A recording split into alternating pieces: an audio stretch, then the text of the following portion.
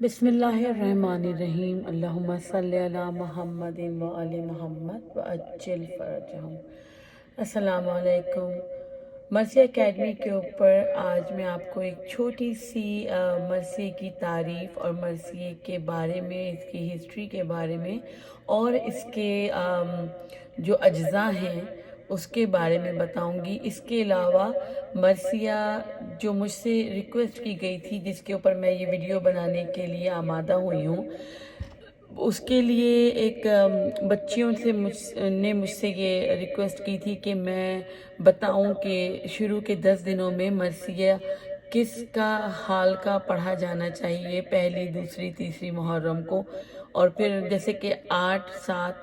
7، 8، 9 اور 10 تو پتہ ہی ہے ہمیں، عموماً لوگ 7، 8، 9 کو بندھے ہوئے، حضرت قاسم کا 7 کو، 8 کو حضرت عباس کا، 9 کو علی اصغر کا، کچھ علاقوں میں امام حسین کا، اور پھر عاشورے کے دن حضرت امام حسین علیہ السلام، اور پھر جو بھی آپ کو شہادت پڑھنی ہو اس کے بارے میں مرثیہ پڑھا جاتا ہے۔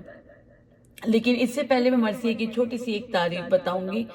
کہ مرثیے کی جو تعریف ہے وہ مرثیے کا ورڈ رسا سے نکلا ہے، ریس سے الف پہ حمزہ ہے، رسا عربی لفظ ہے جس کے معنی ہے میت پر رونے کے۔ مرثیہ ایسی نظم کو کہتے ہیں جس میں رسائی وصف ہو، لیکن بالخصوص اردو میں مرثیہ اس نظم کو کہتے ہیں جس کا موضوع واقعات کربلا ہو۔ اگر کسی اور کی تعزیت کے اوپر یہ کوئی رباعی یا الفاظ یا کوئی قطع پڑھا جائے یا کوئی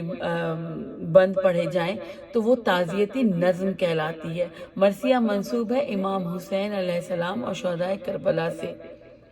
واقعات کربلا 61 ہجری میں ہوا، جس میں امام حسین علیہ السلام کی شہادت ہوئی۔ مرثیے میں اگر کسی اور شخص کا تذکرہ ہو تو وہ واقعات کربلا یا آل محمد سے اگر متعلق نہ ہو تو اسے تعزیتی نظم کہتے ہیں، مرثیہ نہیں کہتے۔ مرثیہ شروع کیا ہے بی بی زینب اور بی بی ام کلثوم، دونوں شہزادیوں نے پہلی مرتبہ مرثیہ پڑھا جب مدینے کے قریب قافلہ اہل بیت کا واپس پہنچا، تو اس وقت مرثیے کا آغاز ہوا۔ اور مرثیے کی ایک خاص اہمیت ہے مجلس کے دوران، مرثیے کو بڑی ایک تہذیب اس سے وابستہ ہے، جس سے کہ لوگ واقف ہیں کہ مرثیہ ہمیشہ مسند پر یا فرش عزا کے اوپر تکیہ رکھ کر آگے سامنے پڑھا جاتا ہے۔ یہ چھوٹی بچیوں کے لیے میں بتا رہی ہوں، بڑی بہنوں کو میری پتہ ہے اور جو بزرگ ہیں ان کو بھی اس بات سے واقفیت حاصل ہے، لیکن چھوٹی بچیوں کے لیے میں یہ چھوٹی سی ایک تعریف میں نے آپ کو بتائی ہے۔ اس کے علاوہ کچھ بچوں نے مجھ سے پوچھا کہ کس کے حال کا مرثیہ شروع کے دنوں میں پڑھا جانا چاہیے، تو امام حسین علیہ السلام کے جتنے بھی شہدائے کربلا ہیں اور امام حسین سمیت سب کی شہادت، واقعہ کربلا جو رونما ہوا وہ عصر عاشور سب کی شہادت ہوئی ہے۔ تو 10 محرم الحرام کو تمام شہداء کی شہادت ہوئی کربلا میں۔ لیکن جو آپ مرثی کی کتابیں اگر ہم اٹھائیں اور ان کو دیکھیں تو اس میں جو ترتیب ہے وہ شروع ہوتی ہے امام حسین کی روانگی سے۔ اگر ہم اس کو صرف کربلا کے موضوع سے دیکھنا شروع کریں تو اس کی جو ہے وہ وطن سے چھٹ کر جانے کو اور مدینے سے امام حسین کی روانگی کے وقت سے مرثیے لکھے اور پڑھے جاتے ہیں۔ تو جب فہرستیں ہم اٹھا کر دیکھتے ہیں تو مجھے ایک بات جو میں نے نوٹ کی، وہ مرثیے جب کتابوں میں کسی بھی مرثیے کی کتاب کو اگر آپ اٹھائیں تو اس میں وطن کو چھوڑ کے جانے سے لے کر اور واپسی مدینہ کے درمیان ترتیب کچھ اس طریقے سے ہوتی ہے کہ وہ پہلے جو آپ اگر 10 دنوں میں مجالس کر رہے ہیں تو آپ وطن سے وطن کو چھوڑ کے جانے کے مرثیے شروع میں پڑھ سکتے ہیں۔ پہلی کو آپ اس کو پہلی کے دن ہی آپ امام حسین کی اور جناب صغرا کی جدائی کے بارے میں جو مرثی ہیں آپ وہ پڑھ سکتے ہیں۔ پہلی کو ہی آپ راہ میں امام حسین کی جو کچھ روایات ہیں ان کے بارے میں کچھ پڑھ سکتے ہیں، یا پھر آپ چاند کے بارے میں پڑھ سکتے ہیں کہ اے عزاداروں، جو پہلا جو مرثیہ ہے، اے اہل عزا پھر علم و غم کے دن آئے، اس میں جو ہے وہ استقبال ماہ محرم کے بارے میں بیان ہے۔ 2 تاریخ کو آپ مرثیے پڑھ سکتے ہیں حضرت مسلم کے پسران کے اور خود حضرت مسلم کا، کیونکہ حضرت مسلم کی شہادت 9 ذی الحج کو ہوئی، اور اسی اثنا میں جناب مسلم کے بچوں کی شہادتیں بھی وقوع پذیر ہوئیں۔ تو امام حسین کے اس سفر کو جب تک وہ کربلا پہنچے اور پھر خیمے نصب کیے گئے، یہ سب حالات اور واقعات اور روایات آپ پہلے 3 دن محرم میں بیان کر سکتے ہیں، کہ جس میں آپ پڑھ سکتے ہیں حضرت مسلم کی شہادت، حضرت مسلم کے بچوں کی شہادت، امام حسین کی راہ میں گفتگو حضرت عباس سے، اس کے بعد ورود کربلا، چاند کا نظر آنا، اور پہلی کے بارے میں کہ جیسے کہ یہ مرثیہ ہے بہت مشہور ہے، اے اہل عزا پھر علم و غم کے دن آئے، یہ سب آپ جو ہے پہلی تلک آپ پڑھ سکتے ہیں۔ دوسری کو آپ امام پاک کے جب ورود کربلا ہوا امام حسین علیہ السلام کا اپنے اہل بیت کے ساتھ، آپ اس کے بارے میں بیان کر سکتے ہیں۔ اس کے علاوہ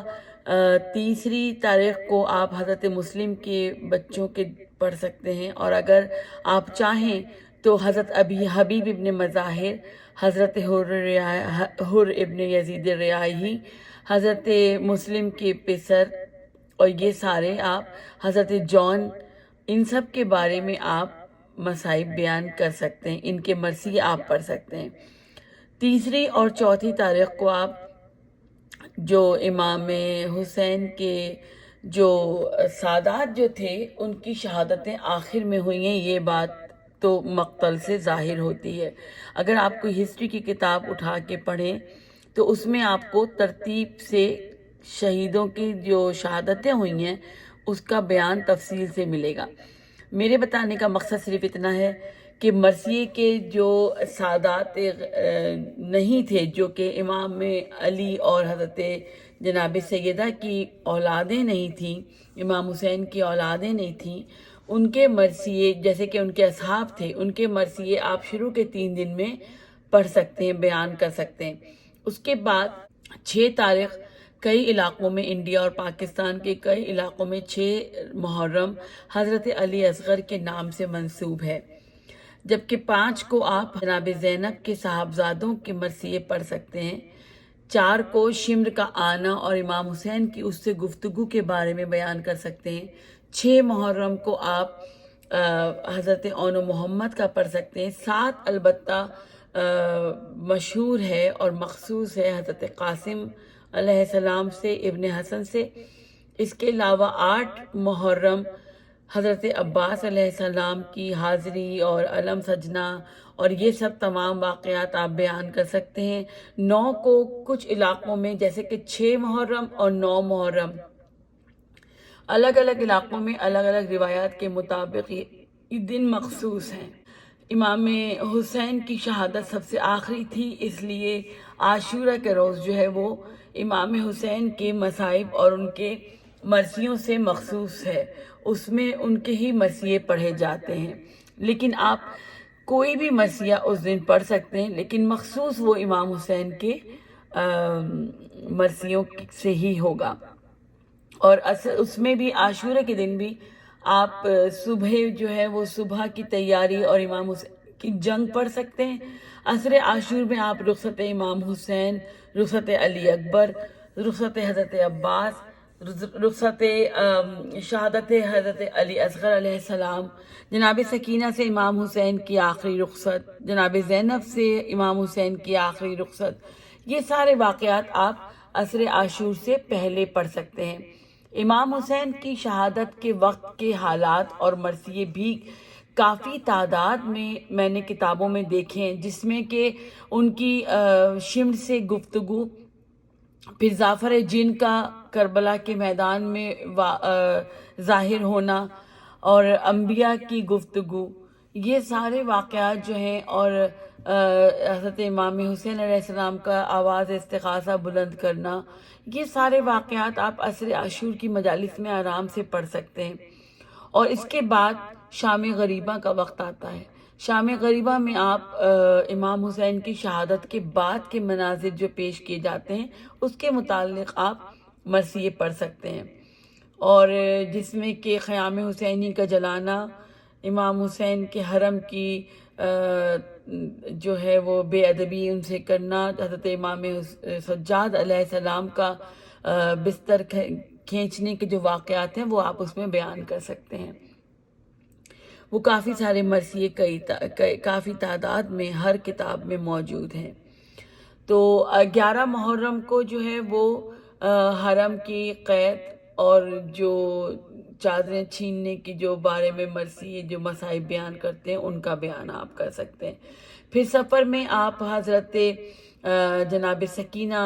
سلام اللہ علیہا کی شہادت بیان کریں۔ اس سے پہلے آپ پہلی سفر جو ہے وہ مخصوص ہے دربار یزید میں داخلہ حرم کے نام سے، تو اس وقت آپ دربار میں اہل بیت کے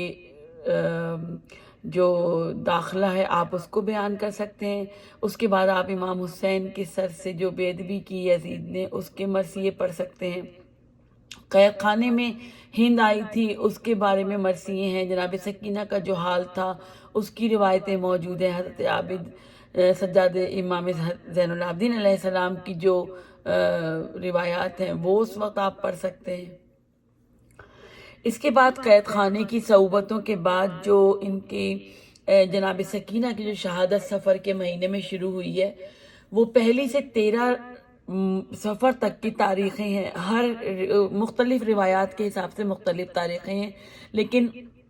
اکثر جگہوں پر جناب سکینہ کا تابوت پہلی سفر سے لے کر 13 سفر کے درمیان اٹھایا جاتا ہے۔ پھر 25 سفر اور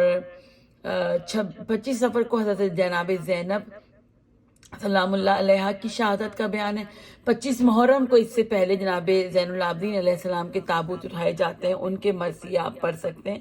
اور پھر 17 18 19 سفر کے درمیان آپ قید سے جو ان کو رہائی ملی تھی جناب سکینہ کی شہادت کے بعد فوراً اس کا بیان کیا جاتا ہے۔ پھر چہلم اور واپسی حرم کا، کربلا میں دوبارہ آنا، تدفین اجسام مطہر کا جو ہے وہ تدفین کرنا جناب امام زین العابدین علیہ السلام کا، اس کے بعد واپسی مدینہ کے مرثیے، اور پھر اس میں بھی کافی روایات ہیں۔ اس کے بعد مرثیہ جو ہے وہ مدینے میں واپسی اور جناب رسول خدا کے مزار پہ جا کے جناب زینب کا فریاد کرنا، اور پھر ان کی اپنی ماں کی قبر پہ جا کے فریاد کرنا، اور پھر جناب زینب کا جو واپسی اپنے گھر کے لیے حضرت عبداللہ سے آ کے ملنا، اور اس کی روایات موجود ہیں۔ اس کے ساتھ ہی میں اس بات کا بھی اضافہ کرتی چلوں کہ 61 ہجری کے محرم سے پہلے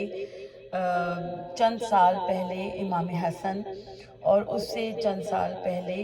رسول خدا صلی اللہ علیہ وآلہ وسلم کی شہادتیں ہوئی تھی، تو وہ 28 سفر کی تاریخ ان کے ناموں سے منسوب ہے۔ اس لیے جب 28 سفر آتی ہے تو پھر ہم ان کے مرثیے اور مجالس بھی منعقد کرتے ہیں۔ یہ اسی